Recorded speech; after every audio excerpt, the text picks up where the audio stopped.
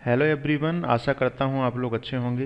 देखिए, हम लोग डिस्कस कर रहे हैं इंडियन पॉलिटी एंड कॉन्स्टिट्यूशन के मोस्ट इम्पोर्टेंट क्वेश्चंस। तो इन क्वेश्चंस को मैंने सेक्शंस में डिवाइड किया है। जिस तरह से भारत का संविधान डिवाइड है, उसी तरह से मैंने इन क्वेश्चंस को डिवाइड कर दिया। इस वीडियो में हम लोग डिस्कस करेंगे उन सभी क्वेश्चंस को जो कि सिटीजनशिप से रिलेटेड हैं। यानी कि हम बात कर रहे हैं part 2 of the Indian constitution, जिसमें आर्टिकल 5 से लेकर के 11 शामिल है। इसके साथ साथ सिटीजनशिप अमेंडमेंट एक्ट और NRC, national register of citizen, CA और एनआरसी काफ़ी चर्चाओं में रहा जब ये आया था। अभी भी इस पर कई बार आपको वाद विवाद देखने को मिलेगा, तो ये भी हम इस वीडियो में डिस्कस करेंगे। तो देखते हैं आज के वीडियो का पहला question. Who is empowered to grant citizenship under the constitution of India? Bharat के संविधान ने किसे एम्पावर किया है कि वो किसी को सिटीजनशिप दे सके? क्या ये प्रेसिडेंट ऑफ इंडिया है, क्या ये प्राइम मिनिस्टर ऑफ इंडिया है, या फिर चीफ जस्टिस ऑफ इंडिया? देखिए, इन तीनों में से कोई नहीं है।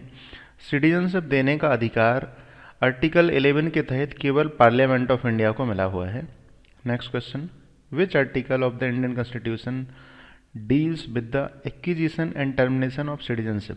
किसी व्यक्ति को सिटीजनशिप देनी है या फिर उससे सिटीजनशिप टर्मिनेट करनी है, ये तय होता है आर्टिकल 11 के द्वारा, और ये तय करती है देश की संसद। तो यहाँ पर आर्टिकल 11 राइट आंसर हो जाएगा। आर्टिकल 15 के बारे में आप जानते हैं, ये राइट टू इक्वलिटी की बात करता है कि किसी भी व्यक्ति को रिलीजन, रेस, कास्ट, सेक्स या प्लेस ऑफ बर्थ के आधार पर डिस्क्रिमिनेट नहीं किया जा सकता। आर्टिकल 10 में बात की जाती है कि किसी भी प्रोविज़न के तहत अगर कोई भारत का नागरिक है तो उसकी सिटीजनशिप कंटिन्यू रहेगी, और देश का संसद जो भी कानून बनाएगा वो देश के नागरिकों पर लागू होगा। ये आर्टिकल 10 कहता है। आर्टिकल 5 एक काफ़ी इम्पोर्टेंट आर्टिकल है। जिस समय भारत का संविधान बना तो आप जानते हैं कि 26 नवंबर 1949 को कॉन्स्टिट्यूशन को एडॉप्ट कर लिया गया था, जबकि 26 जनवरी 1950 को भारत का संविधान लागू हुआ था। देखिए, यहाँ राइटिंग पैड से राइटिंग थोड़ी गड़बड़ आ रही है, लेकिन आप समझ पा रहे होंगे मैं जो भी लिख रहा हूँ और जो भी बोल रहा हूँ। आर्टिकल 5 की बात कर रहा था मैं। जिस समय देश में संविधान बना तो उस समय एक बड़ी चिंता ये थी कि देश में नागरिक किसे कहा जाए।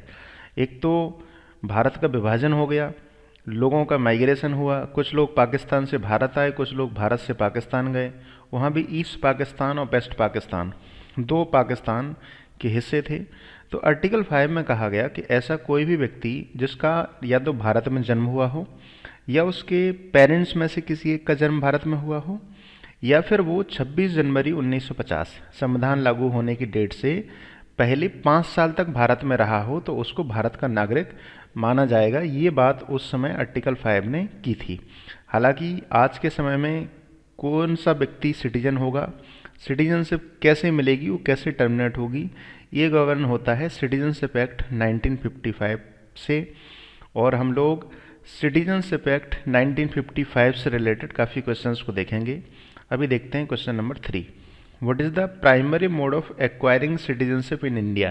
देखिए, अगर आज की तारीख में बात करें तो किसी व्यक्ति को भारत का नागरिक बनना है तो उसके 4 तरीके हैं: by birth, by descent, by registration, by naturalization and by incorporation of territory. अभी इनकॉर्पोरेशन ऑफ टेरिटरी क्या है?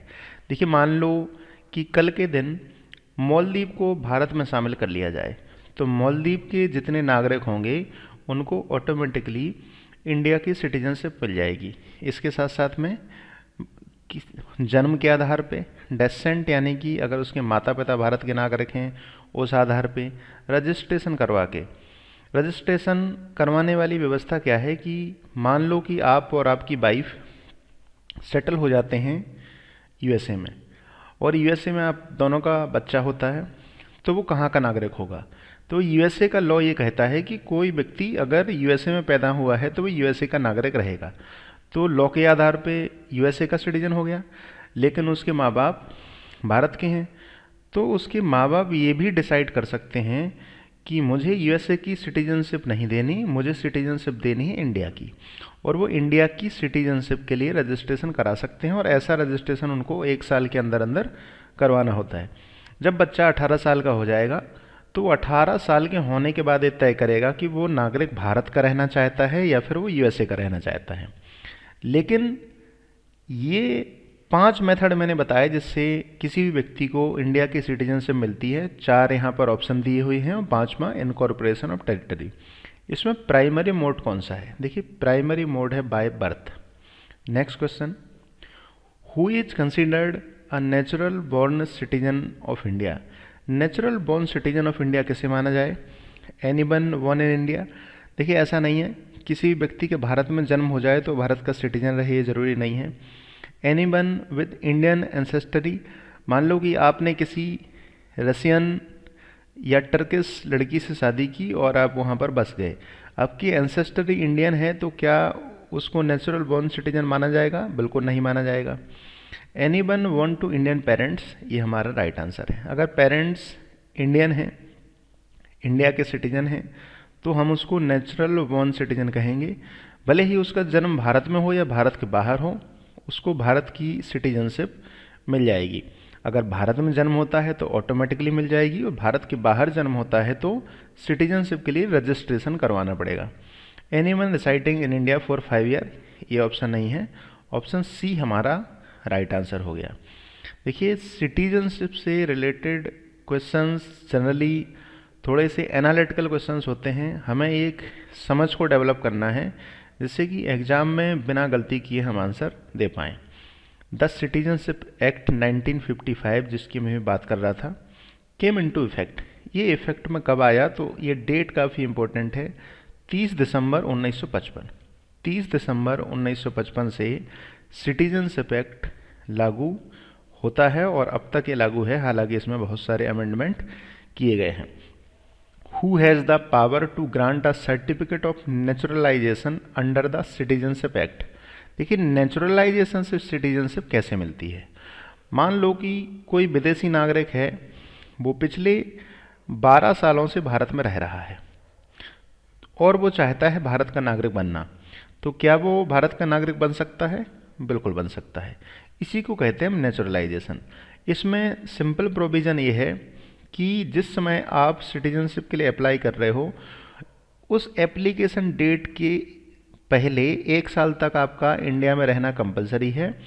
अब 12 साल में से 1 साल तो आपका हो गया, 11 साल और बचे, तो पिछले 14 सालों में से 11 साल आप इंडिया में रहे हो।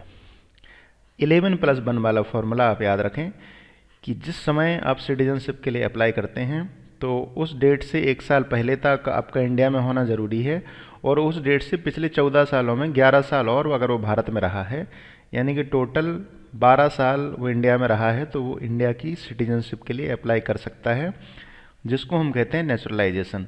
और नेचुरलाइजेशन के तहत जब कोई सिटीजनशिप के लिए अप्लाई करता है तो एप्लीकेशन डिस्ट्रिक्ट मजिस्ट्रेट को दिया जाता है, लेकिन सर्टिफिकेट ग्रांट किया जाता है होम मिनिस्ट्री के द्वारा। तो यहाँ पर होम मिनिस्टर राइट आंसर हो जाएंगे।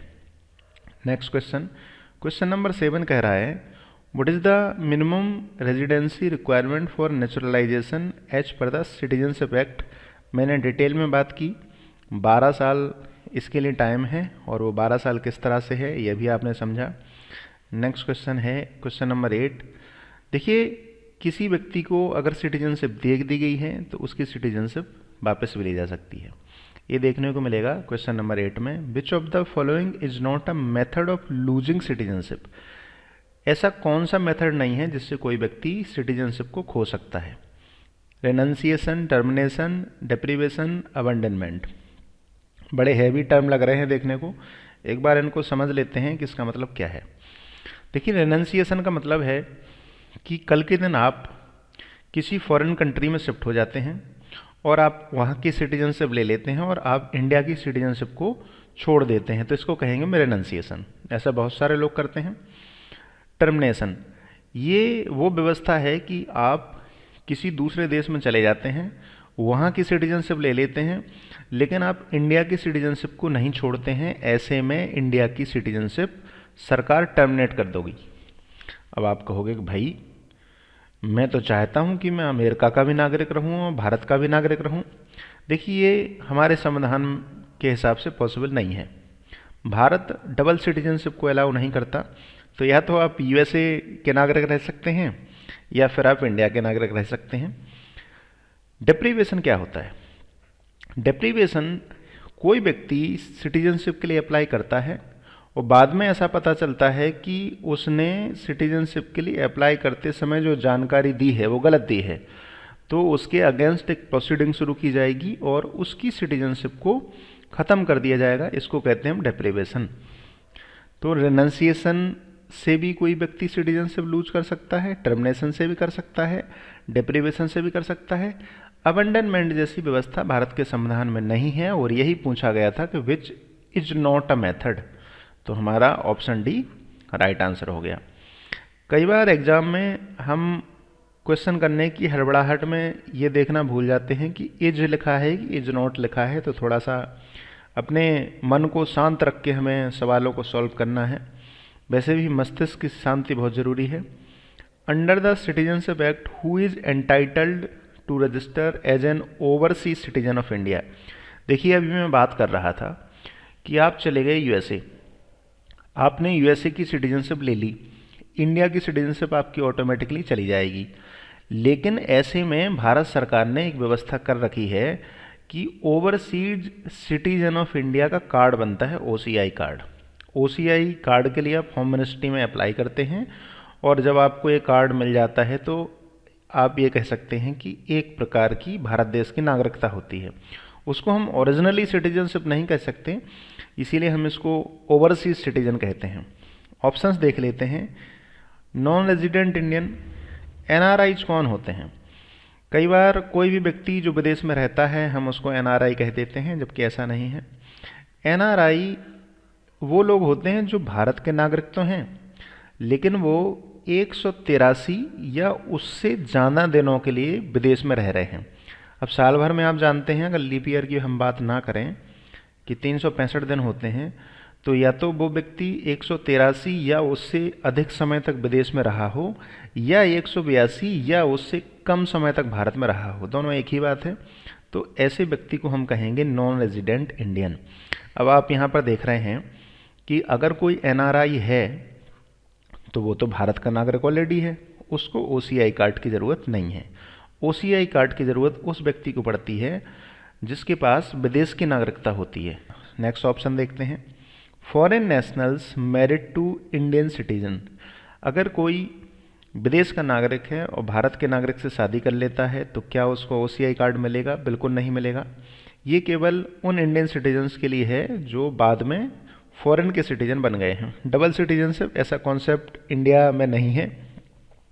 पर्सन ऑफ इंडियन ओरिजिन, ये हमारा राइट आंसर है। अगर इंडियन ओरिजिन का व्यक्ति है, वो विदेश में रहता है और वो चाहता है कि भारत से जुड़ा रहे, तो उसको ओसीआई कार्ड इशू किया जाता है, जिसको हम कहते हैं overseas citizen of India. What is the minimum age for a person to acquire citizenship by registration under the Citizenship Act? देखिए, सिटीजनशिप के लिए रजिस्ट्रेशन कराने की कोई एज नहीं है। अगर कोई इंडियन माता पिता का बच्चा किसी विदेशी भूमि पर पैदा होता है और वो सिटीजनशिप के लिए रजिस्ट्रेशन कराते हैं तो वो रजिस्ट्रेशन कभी भी करा सकते हैं। हालांकि बच्चा बड़ा होने के बाद जब 18 साल का हो जाएगा तब वो ये तय कर सकता है कि वो जहाँ पैदा हुआ है वहाँ का नागरिक रहना चाहता है या फिर वो भारत का नागरिक रहना चाहता है। तो इसमें कोई एज लिमिट नहीं है। ऑप्शन ई, मैंने एक ऑप्शन अलग से इसमें ऐड किया है, ऑप्शन ई राइट आंसर हो जाएगा। कई सिविल सर्विसेज एग्ज़ाम ऐसे हैं जिनमें 5 ऑप्शन होते हैं। समय का कोई ठिकाना नहीं, पता चले आप एग्ज़ाम देने जाएं, अब तक 4 ऑप्शन आते थे, फिर 5 ऑप्शन आ जाएं, तो डरना नहीं है। आपको संभल के मस्तिष्क का संतुलन बनाते हुए पेपर को सॉल्व करना है और इस वीडियो को बहुत अच्छे से अभी देखना है। According to the constitution which category of people is not eligible for citizenship in India? कौन से लोग हैं जो भारत में सिटीजनशिप के लिए एलिजिबल ही नहीं है? रिफ्यूजीज। देखिए, रिफ्यूजी एलिजिबल हैं। कोई पर्सन स्टेटलेस है। स्टेटलेस पर्सन वो व्यक्ति है जो किसी भी देश का नागरिक नहीं है। Person convicted of certain offences, person with double citizenship. कोई व्यक्ति रिफ्यूजी है, स्टेटलेस है या उसने कुछ ऑफेंसेज किए हैं, लेकिन अगर वो 12 साल वाले क्राइटेरिया को फुलफिल करता है तो वो भारत देश की नागरिकता के लिए अप्लाई कर सकता है। लेकिन डबल सिटीजनशिप वाला प्रावधान नहीं है। अगर आप किसी अन्य देश के नागरिक हैं और आप चाहते हैं कि आप भारत के नागरिक भी बन जाएं, तो ऐसे केस में ये संभव नहीं है कि आपको भारत की नागरिकता मिले। The citizenship act 1955 was amended in 2019 to include a provision related to। देखिए, पहले तो सवाल में एक बड़ी दिलचस्प जानकारी छुपी है। समझने वाली बात यह है, 2019 में संविधान में एक संशोधन हुआ जिसको कहा गया सिटीजनशिप अमेंडमेंट एक्ट। ध्यान दीजिएगा, ये संशोधन संविधान में नहीं हुआ, ये संशोधन हुआ सिटीजनशिप एक्ट में। बहुत ही बारीक बात है समझने वाली कि 2019 का संशोधन संविधान में ना होकर के सिटीजनशिप एक्ट में था। अब हम देखते हैं कि ये किस प्रोविज़न को इंक्लूड करने के लिए किया गया था। देखिए, सीए आया था इलीगल माइग्रेंट्स के लिए। इलीगल माइग्रेंट्स के लिए कैसे आया? सीए में कहा गया कि अगर कोई व्यक्ति पाकिस्तान से है, अफ़गानिस्तान से है और बांग्लादेश से है, और अगर वो रिलीजियस परसिक्यूशन फेस कर रहा है, यानी कि उसको धर्म के आधार पे परेशान किया गया, प्रताड़ना दी गई, भेदभाव किया गया, तो वो व्यक्ति भारत की सिटीजनशिप के लिए अप्लाई कर सकता है। अब उसमें 2 कंडीशन और रखी गई। पहली कंडीशन तो ये थी कि व्यक्ति या तो हिंदू हो, या सिख हो, या जैन हो, या बौद्ध हो, या पारसी हो, या फिर क्रिश्चियन हो। इन 6 धर्मों का व्यक्ति और इन 3 देश से होना चाहिए। इराक, ईरान में भी रिलीजियस परसिक्यूशन देखने को मिलेगा, लेकिन सिटीजनशिप एक्ट कहता है पाकिस्तान, अफगानिस्तान और बांग्लादेश से धर्म के नाम पे सताया गया कोई भी हिंदू, सिख, जैन, बुद्ध, पारसी और क्रिश्चियन अगर देश में नागरिकता चाहता है, और यहाँ पर 11+1 वाले फॉर्मूले को भी रिड्यूस करके किया गया 5+1, यानी कि जिस समय वो अप्लाई कर रहा है उसके 1 साल पहले से वो भारत में रेगुलर रह रहा हो और 5 साल और भारत में रहा हो, यानी कि सिर्फ 6 साल भारत में रहा हो, तो उसको भारत का नागरिकता मिल जाएगी। इसके लिए एक डेट भी रखीगी। ये डेट भी बड़ा इम्पोर्टेंट है, 31 दिसंबर 2014। आपको पता है मोदी जी पहली बार प्रधानमंत्री बने थे 2014 में। आप कमेंट करके ये बताएं कि मोदी जी ने प्रधानमंत्री पद के लिए शपथ किस दिन ली थी, उस दिन तारीख क्या थी। तो इन शॉर्ट हम यहाँ ये कह सकते हैं कि सिटीजनशिप एक्ट इलीगल माइग्रेंट को सिटीजनशिप देने के लिए लाया गया था। ये माइग्रेंट पाकिस्तान, अफगानिस्तान या बांग्लादेश से हो सकते हैं। इनका धर्म हिंदू, सिख, जैन, बौद्ध, पारसी या क्रिश्चियन होना चाहिए, और ये 6 साल तक भारत में रहे हों। Question number 13, who is responsible for the registration of overseas citizens under the citizenship act. देखिए, ये बात हमने पहले कर ली कि ओवरसीज सिटीजन का रजिस्ट्रेशन होता है मिनिस्ट्री ऑफ होम अफेयर्स के माध्यम से। क्वेश्चन नंबर 14 देखते हैं। काफ़ी इंपॉर्टेंट क्वेश्चंस हैं, आप ठीक से समझ के चलें। वीडियो को कम से कम 2 बार ज़रूर देखें, जिससे आपको सिटीजनशिप से रिलेटेड एक बेहतर समझ डेवलप हो। What is the primary purpose of the national register of citizen. National register of citizen क्यों आया? देखिए, इसका प्राइमरी पर्पज़ है इलीगल इमिग्रेंट्स को आइडेंटिफाई करना। जो घुसपैठिए भारत में घुसे बैठे हैं और भारत के रिसोर्सेज का इस्तेमाल कर रहे हैं, उनको आइडेंटिफाई करके बाद में उनको डिपोर्ट किया जाना है या इंडिया की सिटीजनशिप दी जानी है, ये बाद में तय किया जाएगा। लेकिन एनआरसी का पर्पज़ है इलीगल इमिग्रेंट को आइडेंटिफाई करना। CA act 2019 provides for the granting of citizenship to persecuted minorities from which countries. ये हमने पहले डिस्कस कर लिया, Pakistan, Afghanistan and Bangladesh. Question number 16, which category of persons is eligible for double citizenship in India. Double citizenship का India में कोई provision नहीं है, तो किसी को नहीं मिलती है। क्वेश्चन नंबर 17, क्वेश्चन नंबर 17 में कहा गया है what is the role of the registrar general of India in matters related to citizenship. Citizenship से रिलेटेड मैटर में रजिस्ट्रार जनरल का क्या काम होगा? तो रजिस्ट्रार जनरल का काम होगा maintaining the national register of citizen. जो एनआरसी है ये उसको मेंटेन करेंगे। Next question, the citizenship act 1955 provides for the grant of citizenship to children born to Indian parents outside India if they register within 1 year। ये बात हमने पहले भी डिस्कस की। Next question, what is the significance of the citizenship certificate. Citizenship के लिए किसी व्यक्ति ने अप्लाई किया तो उसको सिटीजनशिप सर्टिफिकेट मिलेगा, और सिटीजनशिप सर्टिफिकेट होगा प्रूफ ऑफ इंडियन नेशनलिटी, यानी कि ऑप्शन बी हमारा राइट आंसर है। Which of the following is not a category of persons mentioned in the Citizenship Act। Citizenship Act में हमने शुरुआत में ही बात की, या तो बर्थ के आधार पे मिलेगी, डेसेंट के आधार पे मिलेगी, सिटीजनशिप के लिए आप रजिस्टर भी कर सकते हैं, नेचुरलाइजेशन के आधार पे भी मिलेगी, और इनकॉर्पोरेशन ऑफ टेरिटरी, यानी कि कोई अन्य देश का हिस्सा अगर भारत का हिस्सा बन जाता है तो वहाँ रहने वाले लोग भी भारत के नागरिक बन जाएंगे। इन 5 आधार पे मिलेगी। सिटीजनशिप बाय मैरिज ऐसा डायरेक्टली कहीं भी सिटीजनशिप एक्ट में मेंशन नहीं है, इसीलिए हमारा ऑप्शन सी राइट आंसर हो जाएगा। हम आज के वीडियो का लास्ट क्वेश्चन देखेंगे, क्वेश्चन नंबर 21। क्वेश्चन नंबर 21 में आपको नीचे लिखे हुए कुछ टर्म दिख रहे हैं, ये सब लैटिन भाषा के टर्म हैं। The provision related to the acquisition of citizenship by birth is primarily based on. अगर हमें इन टर्म्स के मतलब पता है तो हम इस क्वेश्चन का आंसर आसानी से दे देंगे। ये कह रहे हैं कि जन्म के आधार पे जो नागरिकता होती है वो किस आधार पे होती है, वो होती है जस सॉली के आधार पे, और जस सॉली का मतलब होता है right of the land. Right of the land, अगर आप किसी ज़मीन पर पैदा हुई हो तो आपको वहाँ की नागरिकता का अधिकार है, जस सोली। दूसरा दिया है जस सैंग्विनिस। जस सैंग्विनिस का मतलब होता है right of the blood. Right of the blood, अगर आपकी माता या पिता में से कोई उस देश का नागरिक है तो उस देश की नागरिकता आपको मिल सकती है। जस सिविल का मतलब होता है, जस सिविली मीन्स सिविल लॉ, एंड जस ऑनरेरियम मीन्स मजिस्टेरियल लॉ। तो ये 2 लॉ से रिलेटेड हैं, जबकि ये 2 सिटीजनशिप से रिलेटेड हैं, और हमारा यहाँ पर आंसर हो गया जस सोली। तो ये था आज का वीडियो जिसमें हमने देखा सिटीजनशिप से रिलेटेड प्रोविजंस। सिटीजनशिप के जो आर्टिकल हैं, आर्टिकल 5 से लेकर के 11, इन सभी आर्टिकल्स को आप लोगों को पढ़ना है।